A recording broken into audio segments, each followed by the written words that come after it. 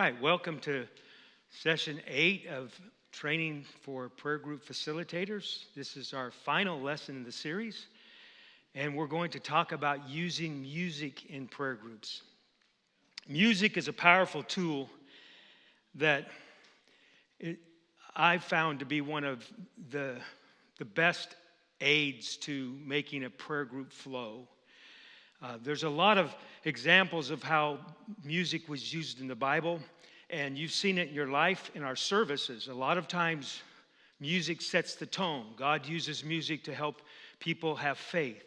God uses music to help people pray in the altar. Of course, it can be so loud or obnoxious that it can do the exact opposite. Have you ever tried to pray in the altar and you can't hear yourself think? And it can be overused as well. But singing has often helped people, not just in church, but in life, open up their souls.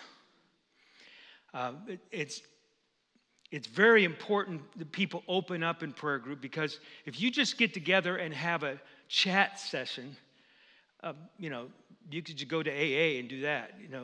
If you just get together and gossip, then you're going to get in big trouble.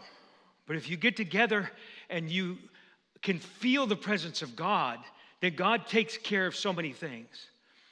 Recently, we were on the tour that I mentioned to you, the 5 states of New England, and we were talking about groups, small groups, and I was telling pastors about how we have small groups, and another minister said, well, we have small groups too, and some of them are prayer groups, but I don't let anybody lead those unless they're a part of the main ministry team, because you can really get into trouble letting people lead prayer groups. And it reminded me how blessed we are here to have people I can trust, because we're not just trying to have a social group, we're trying to move in the Holy Ghost. So there's going to be enemy attacks. There's going to be opportunities for division. There's going to be chances for you to hurt people. But when we make it about prayer and we make sure the presence of God is there, then He takes care of a lot of those things that would get us into trouble. Now look at this picture just for a few minutes, and I want to add some music to that picture.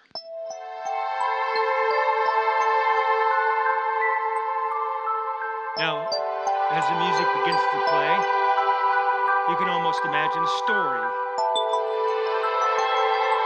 And with that kind of music, I'm thinking, I don't know, romantic or peaceful or exploring new things. You kind of get a feel for it, though, right? Some of you are getting drowsy right now because it's nice, smooth, it's a pretty picture. The power of music, it takes that picture, it makes me have some emotions about that picture, right? Well, let me try this music. Now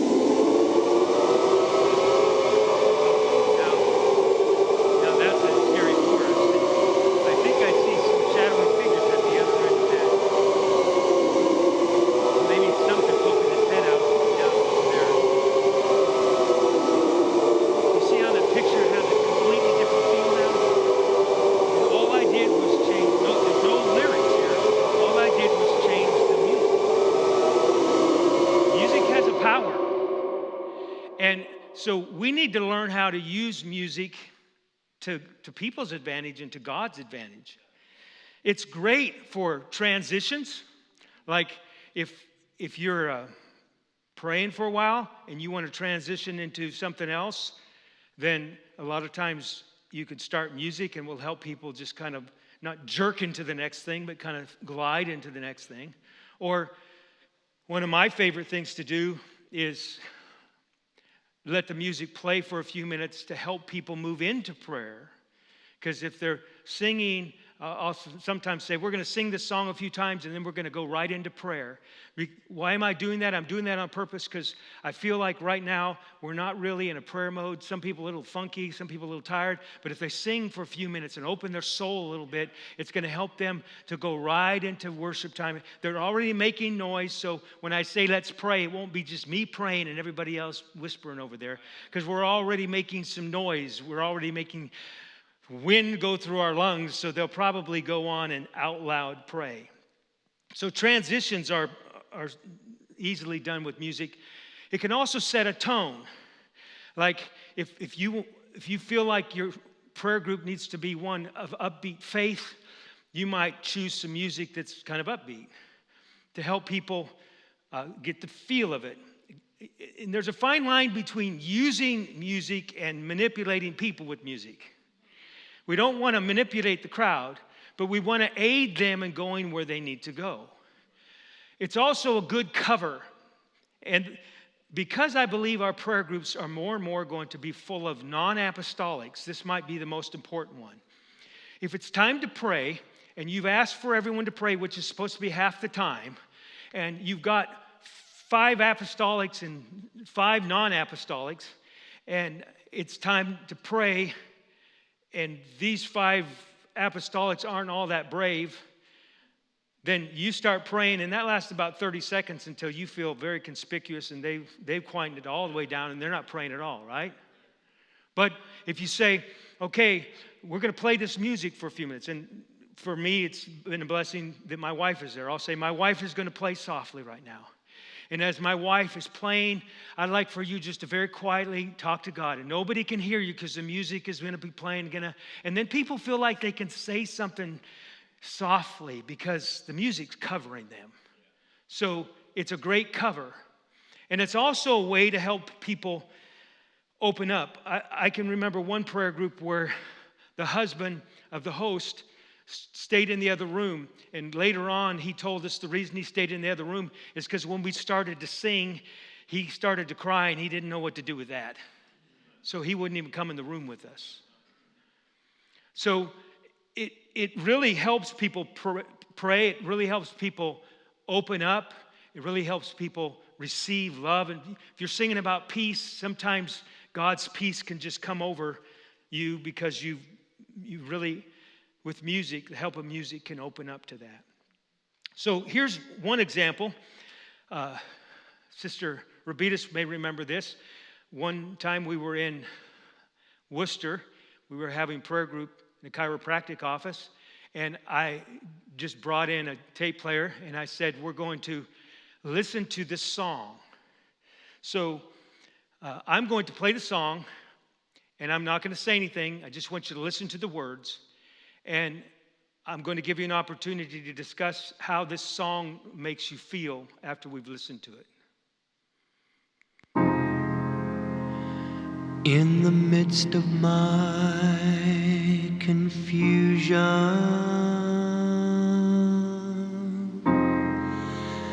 in the time of desperate need,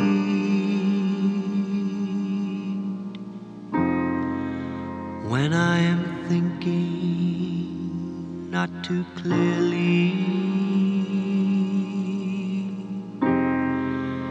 a gentle voice does intercede. Close your eyes as he sings this part. Slow down, slow down, be still,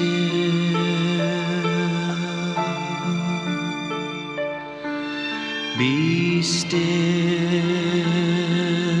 and wait on the Spirit of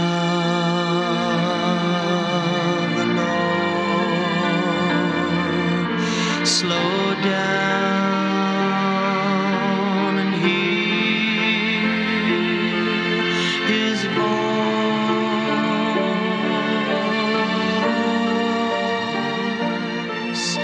and know that He is God.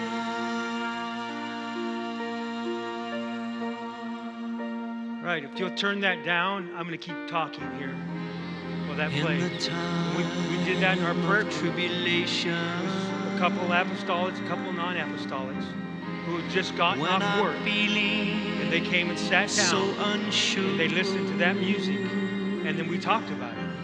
and it was when profound. things It's are like, pressing wow, I just felt so about much me. peace. I just felt, and we talked about slowing down, just Comes a getting into the gentle presence of God. voice, And so still. you're trying to, I mean, everybody knows if you slow down, that's good. Everybody knows if you pray, that's good. But if you can actually help people go there, that's better. And that can be done powerfully through music. Now, songs can often be springboards to take you somewhere else. There's times when I've started a song, I've said, we're going to start singing this song, and while you're singing, while you're believing God, I'm just going to come pray for each one of you.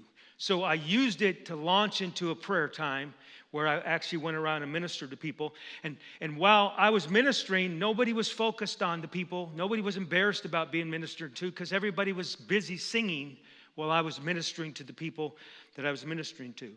If God is moving, sometimes, just like in a service, you've probably seen this happen. If God is moving, if you could feel a flow, well, you sing it a few more times if you can. And if you're singing along and you realize, boy, that person's really opened up, they're really crying over there, or I can tell God is moving on them, I might go right into another song. I might just say, okay, for the next few minutes, those of you who want to sing, just keep singing. But I wonder if you feel like praying for someone, if you pray for someone, and you can move people into ministry one to another under the cover of that music. It's a springboard. You can use it to help people reflect, worship, all the things that are mentioned on the slide there. Now, someone might ask, well, what do you do if you don't have music? What do you do in a prayer group if no one plays the piano or the guitar? So here are some options that I want to mention. You could nowadays get an app. There's all kinds of apps. There's CDs, MP3s, CDs basically that are now digital, MP3 files that you can just, if you have a phone, you just push a button and play the song.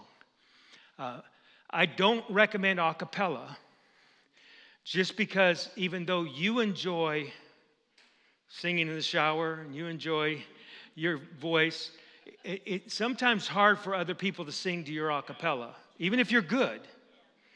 Many of us hear ourselves different than other people hear us, and so it's usually better to use somebody else who's produced it.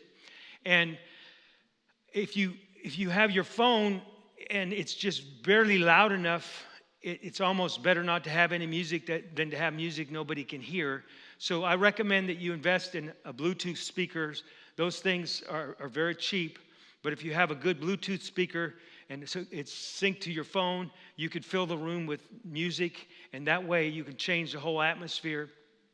And just keep in mind, we don't want headbanging music. We don't want music that's so lively, or a lot of times if you can find it, it's best to have instrumental music that people can sing along with. Now, I've seen groups, and it's been fine to use a song that has vocals, that you just join the vocals, and those vocals really help you stay on track. That can be done. If you've got enough strong singers in your group, it's better just to have the instrumental and have all the people who are singing carry that. What we have found, and I highly encourage each of you to do this, is to also have course books. Now, the problem with music like that and course books is planning ahead. Some people just never want to go to the trouble of planning that, so it just never materializes. But if I'm a guest and I'm sitting in a group of 7 people and it's time to sing, I'd like to have a book that I could put over my head if I need to, or that I could pay attention to. If I don't know the words, I can, watch or read them or whatever, and I can have something in my hand. But I've seen a lot of people who were not apostolics, when they had a book in their hand, they'd sing right along because they have the words there. And we always try to find simple songs. We're not trying to impress them. We're not trying to bring out the latest and the greatest. We want something that everybody can sing with, real simple, few chords. Our course books are so simple, you can get 3 or 4 courses on one page.